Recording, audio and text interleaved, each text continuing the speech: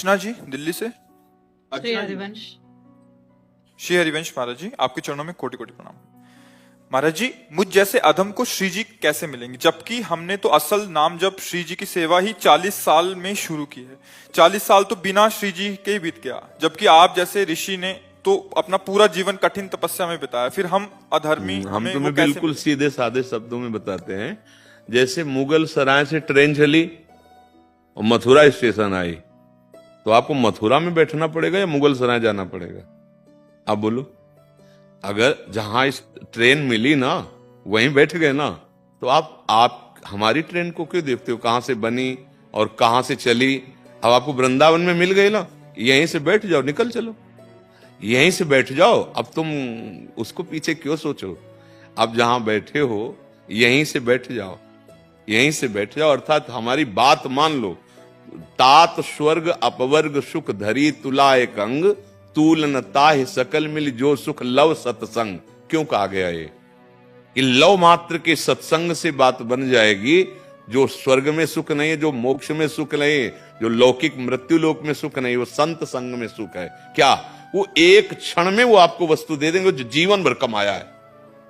आप संतों के हृदय को नहीं जानते, उसका महत्व नहीं जानते। एक क्षण में वो दे देंगे जिसका अनुभव करने के लिए उन्होंने बहुत ताप सहे हैं, बहुत कष्ट सहा है। अब उसे आप स्वीकार कर लो। पर हम लोग ऐसे आते हैं संतों के पास, ऐसे का मतलब अहंकार युक्त, ऐसे नहीं आते। ऐसे अगर आए तो पेट भर जाए, अर्थात विश्राम मिल जाए। ओहो, आज संत समागम मिला, आज तो मैं निहाल हो गया, आज तो जो वचन मिले उनसे निहाल हो गया। तो ये बात नहीं सोचनी है। आज से अगर हम श्री जी की शरण में हैं और हमने राधा राधा राधा और मर गए, इतने में प्राण निकल गए, तो इतने में श्री जी मिल जाएंगे। इस बात को समझो। पुत्र के बहाने से नारायण पुकारा तो भगवान मिल गए ना अंतिम समय में। अच्छा, हमें पता नहीं कि अंतिम कब हो जाएगा, तो हमें हर श्वास में नाम जप करना है। अगर नाम में हम हैं तो हमको ये डर नहीं है कि हमारे 40 साल व्यतीत हो गए। कम से कम भगवान की कृपा कि 40 साल में आप जाग गई, नहीं तो पूरे के पूरे जीवन निकल जाते हैं और जग नहीं पाता जीव। आज जग गई, अब जितनी श्वासें बची हैं उनमें सावधानी पूर्वक गंदे आचरणों का त्याग, गंदी बातों के चिंतन का त्याग, गंदे दृश्य देखने का त्याग और सबकी सेवा का भावना, जो परिवार के या जो अतिथि आज, और नाम जप और भगवत अंदर से आश्रय, भगवत आश्रय। इसी जन्म में जितना समय बचा है उतने में भगवत प्राप्ति हो जाएगी। पक्का समझो, बात पर विश्वास कर लो। आखिरी श्वास जो होती फाइनल उसी का हो जाता है। जैसे हमें फोटो खिंचवा लें और ऐसे किया तो ऐसे आ जाएगी ना।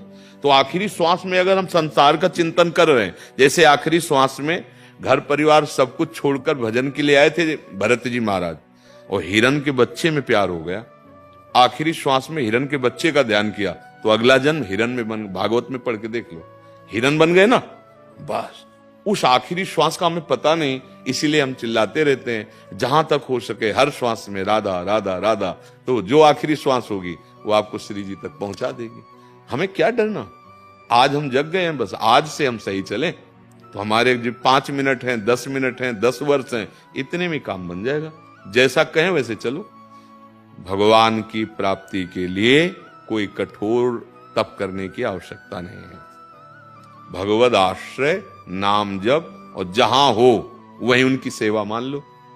मतलब सास हैं, ससुर हैं, पति हैं, पुत्र हैं, परिवार के जन, ये सब भगवान की सेवा है। अगर इन्हीं को प्रताड़ित करने लगो तो फिर वो सेवा नहीं हो, फिर अधर्म बन जाएगा।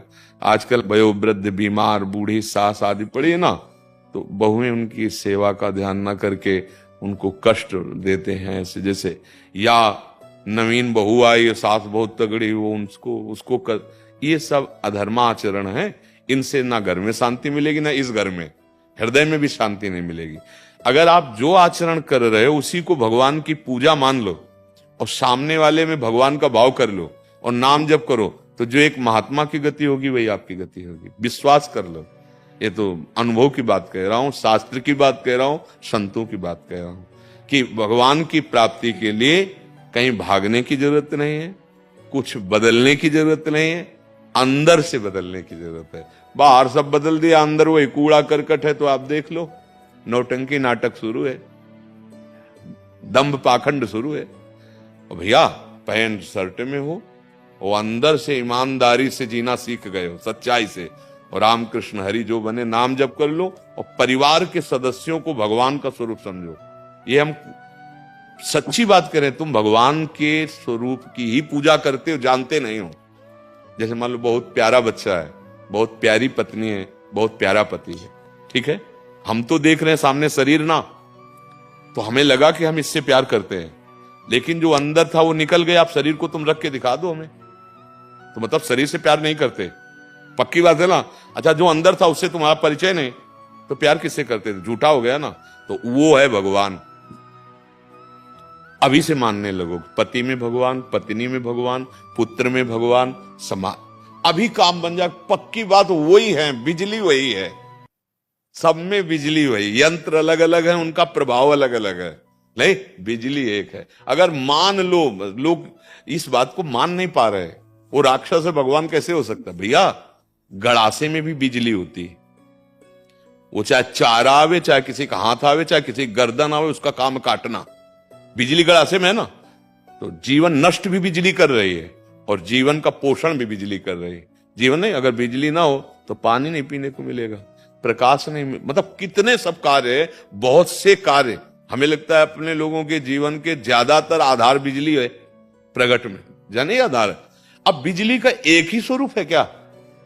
देखो, प्रकाश भी दे रही, ठंडा भी कर रही, हीटर में गर्म कर, कितने यंत्रों का प्रभाव। तो ये खोपड़ियों में गुणों का प्रभाव, सतोगुण, रजोगुण, तमोगुण, वो राक्षस दिखाई देगा, वो देवता दिखाई देगा, वो रजोगुणी दिखाई देगा, राजसी, लेकिन उनमें पावर एक ही है, परमात्मा सबके हृदय में। और ज्ञानी वही है जो उसको देखता है, पावर को। अज्ञानी वही है जो चमड़े को और क्रियाओं को देखता है। बस बात इतनी समझ ली है, और अगर ये बात आप समझ गए तो पैंट शर्ट में महात्मा हो। तुमको जाकर के लंगोटी लगा के तपस्या नहीं करनी, बात मान लो, सारी तपस्या का फल है केवल समझ ठीक हो जाना।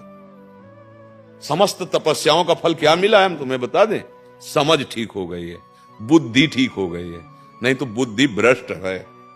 बुद्धि का सही निशाने पे लग जाना, ये सब तपस्या का फल है। जैसे पूरी गीता जी सुनने के बाद अर्जुन को क्या मिला? बोले नष्टो मोहा स्मृति लब्धा तत्प्रसादान मयाच्युता। हे गोविंद अच्युत, आपकी कृपा प्रसाद से मोह का नाश हो गया और अब हमें आपकी स्मृति प्राप्त हो गई, अखंड स्मृति अपने स्वरूप की आपकी। यही है सब साधना का फल, और वो तुम सुन के प्राप्त कर सकते हो। इसीलिए जो महात्मा के संग से क्षण मात्र में मिलता है, वो बड़ी बड़ी साधनाओं से नहीं मिलता है। इसलिए ऐसा भ्रम न पाला जाए कि हम गृहस्थ हैं, हमारा इतना समय बर्बाद हो गया, अब हम क्या करें।